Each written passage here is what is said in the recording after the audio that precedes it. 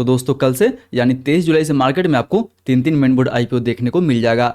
हालांकि दोस्तों हम सभी आईपीओ में तो अप्लाई नहीं कर सकते हैं, क्योंकि काफ़ी लोगों का अलग अलग रीजन होगा। किसी के पास 1 लॉट का पैसा होगा, किसी के पास दोस्तों 2 आईपीओ में अप्लाई करने का पैसा होगा। एंड इसीलिए उन सबके व्यू को देखते हुए दोस्तों आज हम लोग बात करने वाले हैं इन तीनों आईपीओ के रैंकिंग के बारे में कि आखिर हमें किसी एक आईपीओ में अप्लाई करनी चाहिए तो वो हमें किस में करनी चाहिए, किसी 2 आईपीओ में अप्लाई करनी चाहिए तो वो हमें किस में करनी चाहिए, या फिर दोस्तों जिनके पास फंड का कोई इशू नहीं है क्या उन्हें तीनों आईपीओ में अप्लाई करनी चाहिए या फिर नहीं करनी चाहिए। तो चलिए सीधा वीडियो में दोस्तों आगे बढ़ते हैं और सबसे पहले बात कर लेते हैं उन 5 फैक्टर के बारे में जिन फैक्टर के बेसिस पे हम लोग इन तीनों आईपीओ को दोस्तों एकदम से डिटेल में डिस्कशन करने वाले हैं। तो सबसे पहले हम लोग बात करेंगे इन तीनों आईपीओ के बिजनेस के बारे में, इन तीनों कंपनी के इंडस्ट्री के बारे में, इनके फंडामेंटल के बारे में, वैल्यूएशन के बारे में एंड इनके लेटेस्ट जीएमपी के बारे में। तब दोस्तों लास्ट में हम लोग बात करेंगे कि आखिर कौन से आईपीओ में हमें अप्लाई करनी चाहिए, कौन से आईपीओ में हमारा अलॉटमेंट चांस भी ज़्यादा रहेगा एंड दोस्तों लिस्टिंग गेंस भी ठीक ठाक मिल सके। तो आप दोस्तों बस इस वीडियो के अंत तक बने रहे। मे भी थोड़ा सा दोस्तों वीडियो लंबा हो सकता है,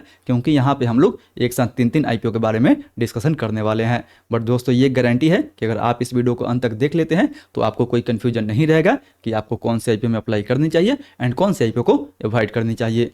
तो चलिए बिना आपका समय गवाए आप सीधा वीडियो में आगे बढ़ते हैं। लेकिन उससे पहले दोस्तों एक रिक्वेस्ट है कि अगर आप इस चैनल पर नए हैं या फिर आपने अभी तक वीडियो को लाइक नहीं किया है तो वीडियो को लाइक भी कर दें एंड दोस्तों चैनल को भी सब्सक्राइब कर ले। सो चलिए अब टॉपिक पे आते हैं एंड बात कर लेते हैं सबसे पहले इन तीनों के बिजनेस के बारे में, इन तीनों के इंडस्ट्री के बारे में। तो दोस्तों यहाँ पे आप देख ही सकते हैं कि इंडो एमआईएम जो कंपनी है वो दोस्तों प्रिसीजन इंजीनियरिंग बनाने का काम करती है। यानी ये company highly precision metal component बनाने के लिए जानी जाती है, जिसका ग्लोबल मार्केट में लगभग आपको 6.8% के आसपास मार्केट शेयर देखने को मिल जाएगा। बात कर ले इसके तुलना में दोस्तों लोहिया क्रॉप के बारे में, तो दोस्तों लोहिया क्रॉप जो है वो प्लास्टिक्स बैग्स बनाने वाली मशीन का मैन्युफैक्चर करती है। एंड बात करें इसके मार्केट शेयर के बारे में तो इंडिया में मार्केट शेयर लगभग इसका 40% के आसपास है, जबकि अगर इन टर्म्स ऑफ वैल्यू अगर ग्लोबल मार्केट में इसका मार्केट शेयर देखा जाए तो वो लगभग दोस्तों आपको 15.5% के आसपास देखने को मिल जाएगा। यानी ये जो दोनों कंपनी दोस्तों इंडिया में भी काफ़ी अच्छा खासा मार्केट शेयर रखती है एंड दोस्तों वर्ल्ड लेवल पे भी दोनों कंपनी अच्छा खासा प्ले करती है। बात कर ले इन दोनों के मुकाबले में एक्स्ट्रा नेट के बारे में तो ये company government and even private sector के लिए दोस्तों IT and digital service provide करती है। मतलब यहाँ पे तीनों कंपनी काफ़ी अलग अलग सेक्टर से बिलोंग करती है एंड तीनों का जो फ्यूचर आउटलुक है वो आपको काफ़ी बेटर देखने को मिल जाएगा। हालांकि यहाँ पे तो दोस्तों हम लोग काफ़ी शॉर्ट में इन तीनों कंपनी के बारे में डिस्कशन किए हैं। अगर आपको इन सभी कंपनियों के बारे में डिटेल में जानना हो तो आप इसका सेपरेट वीडियो देख सकते हैं, जहां पे मैं इन तीनों कंपनी के बारे में डिटेल में डिस्कशन किया हुआ हूं। एंड उसका लिंक दोस्तों आपको नीचे डिस्क्रिप्शन में मिल जाएगा, ऊपर आई बटन या फिर वीडियो के अंत में भी मैं उसका लिंक आपको दे दूंगा। बट वहीं अब बिजनेस की तुलना में अगर बात कर ले दोस्तों कंपनी के फंडामेंटल के बारे में तो नो डाउट तीनों का फंडामेंटल यहाँ पे आपको बेटर देखने को मिल जाएगा। अगर इंडो एमआईएम के बारे में बात कर लें तो इसका आरओई लगभग आपको 21%, ROC 27%, profit margin almost 13% and debt to equity 0.39 का है। जबकि अगर लोहिया क्रॉप के बारे में बात कर ले तो इसका ROE 37%, ROC 41%, profit margin almost 11% and debt to equity 0.23 का है। जबकि इसके तुलना में अगर एक्स्ट्रा नेट के बारे में बात कर ले तो इसका ROE 35%, ROC 33%, profit margin almost 11% and debt to equity 0.63 के आसपास है। मतलब देखा है दोस्तों तो ओवरऑल मिला जुला के तीनों जो कंपनी है वो आपको फंडामेंटल वाइज काफ़ी अच्छा देखने को मिल सकती है। हालांकि इंडो एंड लोहिया का तो मार्केट कैप आपको बेटर देखने को मिलेगा, बट दोस्तों एक्स्ट्रा नेट का मार्केट कैप लगभग आपको 664 करोड़ के आसपास देखने को मिलेगा। यानी ये जो कंपनी दोस्तों वो माइक्रो कैप सेगमेंट से बिलोंग करती है। यानी फंडामेंटल वाइज भी देखा जाए तो तीनों जो कंपनी दोस्तों वो फंडामेंटल वाइज आपको अच्छा देखने को मिलेगा। जबकि वहीं अगर बात कर लेते हैं इन तीनों कंपनी के वैल्यूएशन के बारे में तो फिलहाल दोस्तों वैल्यूएशन वाइज भी कोई कंपनी आपको उतना ज़्यादा महंगा वैल्यूएशन पे नहीं मिल रही है। एक्स्ट्रा नेट थोड़ा सा वैल्यूएशन अपना और कम रखती तो दोस्तों बिल्कुल काफ़ी अच्छा माना जाता, बट फिर भी जिस वैल्यूएशन पे ये कंपनी अपना आईपीओ लेके आ रही है ना दोस्तों काफ़ी सस्ता है ना ही दोस्तों काफ़ी महंगा है। बात कर ले इंडो एंड लोहिया के बारे में तो इंडो का तो इंडिया में ऐसी कोई कंपनी नहीं है जिसके साथ दोस्तों हम लोग इसको कंपेयर कर सकें। बाकी अगर कंपेयर करते हैं एक चाइनीज कंपनी के साथ तो चाइनीज कंपनी के मुकाबले में इसका जो वैल्यूएशन है वो दोस्तों आपको काफ़ी सस्ता देखने को मिलेगा। यानी इंडो एमआईएम का भी जो वैल्यूएशन रखा गया है वो आपको काफ़ी बेटर देखने को मिलेगा। इसके तुलना में अगर लोहिया के बारे में बात कर लें तो जी हाँ दोस्तों लोहिया का भी जो वैल्यूएशन है वो आपको ठीक ठाक देखने को मिलेगा। हालांकि थोड़ा सा और कम होता तो और ज़्यादा मज़ा आता, बट फिर भी देखा जाए तो वैल्यूएशन इसका दोस्तों फेयर माना जाएगा, ना ही ज़्यादा हाई ना ही ज़्यादा कम, यानी ओवरऑल तीनों का जो वैल्यूएशन है वो दोस्तों आपको बिल्कुल फेयर देखने को मिलेगा। हालांकि वैल्यूएशन की तुलना में अगर बात कर ले अभी के इन तीनों आईपीओ के लेटेस्ट जीएमपी के बारे में कि फिलहाल मार्केट में इन तीनों आईपीओ का अभी दोस्तों डिमांड कैसा चल रहा है, तो वैसे देखा जाए तो फिलहाल इंडो एमआईएम के जीएमपी में लगभग आपको 35 से 40% के आसपास तक डिमांड देखने को मिल रहा है। यानी अगर 35 से 40% के हिसाब से देखा जाए तो कहीं ना कहीं आपको पर लॉट पे लगभग 5500 से लेकर 6000 के आसपास तक प्रॉफिट देखने को मिल सकता है पर लॉट पे। यानी अभी तो फिलहाल इंडो एमआईएम के ग्रे मार्केट में आपको काफ़ी बेटर डिमांड देखने को मिल रहा है। जबकि अगर बात कर ले दोस्तों लोहिया क्रॉप के बारे में तो फिलहाल इसके ग्रे मार्केट में लगभग 8 से 10% के आसपास तक डिमांड देखने को मिल रहा है। यानी पर लॉट पे आपको इस आईपीओ में 1000 से 1500 के आसपास तो इजी प्रॉफिट देखने को मिल सकता है।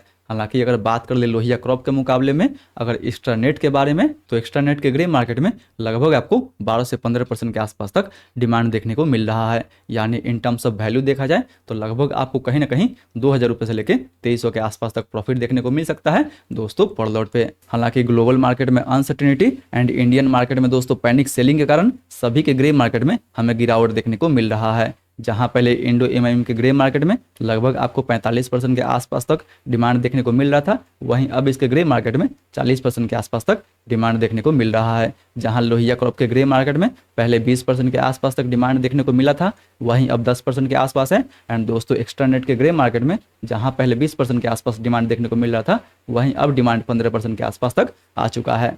यानी मार्केट डिसबैलेंस होने के कारण दोस्तों सारे आईपीओ ग्रे मार्केट में हमें गिरावट देखने को मिल रहा है। हालांकि मार्केट तो कुछ दिन में दोस्तों ठीक हो जाएगा एंड मे भी लिस्टिंग के समय मार्केट सही हो जाता है तो इन सभी का लिस्टिंग हमें काफ़ी बेटर देखने को मिल सकता है। हालांकि यहाँ पे दोस्तों जैसे मैंने आपको बताया कि इंडो एमआईएम का वैल्यूएशन काफ़ी बेटर रखा गया है एंड इसलिए फिलहाल इसके ग्रे मार्केट में 35 से 40% के आसपास तक डिमांड देखने को मिल रहा है। एंड इवन दोस्तों इस डिमांड पे अगर मार्केट कैसा भी रहे, इवन मार्केट में दोस्तों काफ़ी गिरावट भी हो तो भी इसका लिस्टिंग आपको काफ़ी सॉलिड देखने को मिल जाएगा।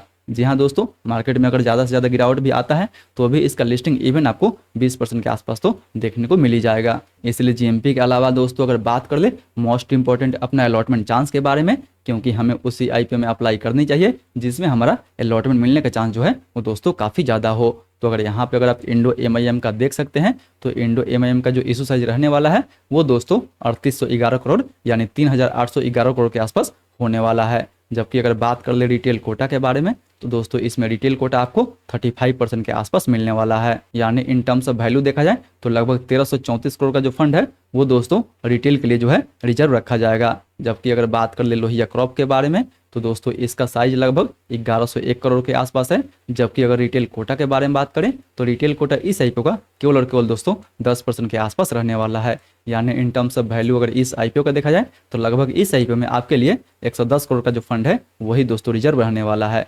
वहीं इसके तुलना में अगर बात कर ले एक्स्ट्रा नेट के बारे में तो दोस्तों इसका टोटल साइज लगभग आपको 167 यानी 167 करोड़ के आसपास देखने को मिलेगा। एंड दोस्तों इसमें आपको रिटेल का जो कोटा है वो 35% के आसपास देखने को मिलेगा। यानी अगर इन टर्म्स ऑफ इसका वैल्यू देखा जाए तो लगभग आपको 58 करोड़ का जो फंड है वो दोस्तों रिटेल के लिए जो है रिजर्व रखा गया है। यानी अगर आप रिटेल कोटा में अप्लाई करते हैं या फिर दोस्तों इवन आप एचएनआई कोटा में अप्लाई करते हैं तो सबसे ज़्यादा जो फंड एलोकेट मिलेगा आपको वो मिलेगा दोस्तों आपको इंडो एमआईएम में। एंड इंडो एमआईएम के ग्रे मार्केट में भी दोस्तों काफ़ी बेटर डिमांड चल रहा है तो मैं भी आपको इंडो एमआईएम में लिस्टिंग गेंस भी आपको बेटर देखने को मिल सकता है एंड इवन दोस्तों आपको अलॉटमेंट भी काफ़ी अच्छा देखने को मिल सकता है। इसलिए इंडो एमआईएम को दोस्तों हम लोग एक नंबर पर रख सकते हैं। बात कर ले लोहिया के बारे में तो इसमें रिटेल के लिए लगभग आपको 110 करोड़ के आसपास फंड देखने को मिलेगा। जबकि दोस्तों ग्रे मार्केट में 8 से 10% के आसपास ही डिमांड देखने को मिलेगा। हालांकि इस आईपीओ में तो आपको एक्स्ट्रा नेट से कम लिस्टिंग गेंस देखने को मिलेगा, बट दोस्तों जो रिस्क है वो एक्स्ट्रा नेट से आपको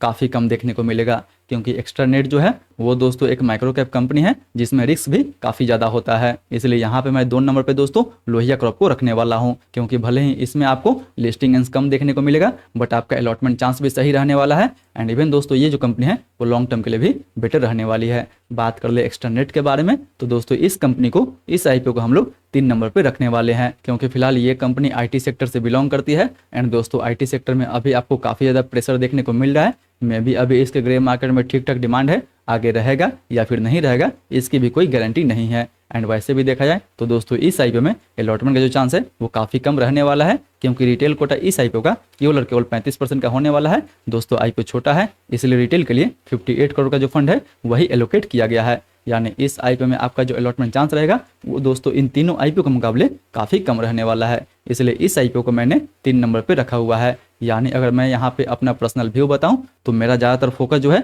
वो दोस्तों इंडो एमआईएम पे होने वाला है। बाकी अगर कुछ फंड बचता है तो मैं दोस्तों लोहिया क्रॉप में लगा सकता हूँ।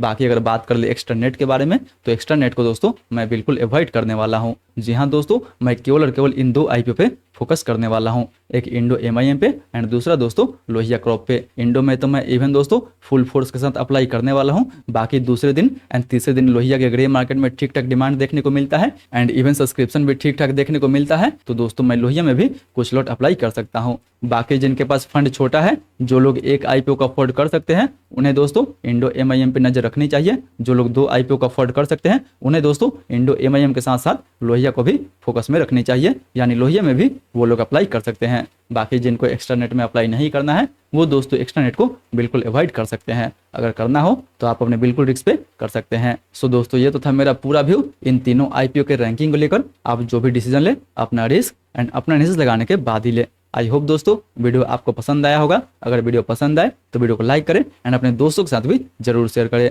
एंड हाँ दोस्तों, स्टिल इन सभी आईपीओ को लेकर कोई भी कंफ्यूजन है आपके मन में तो वो हमसे नीचे कमेंट करके जरूर पूछे। फिर मिलते हैं अगले वीडियो में। तब तक आप इन तीनों आईपीओ का अभी तक फुल रिव्यू नहीं देखे हैं तो ऊपर वाले इन तीनों वीडियो को टैप करके इन तीनों आईपीओ का अलग अलग रिव्यू देख सकते हैं एंड दोस्तों जान सकते हैं कि कौन कंपनी कैसी है, किस में आपको अप्लाई करनी चाहिए।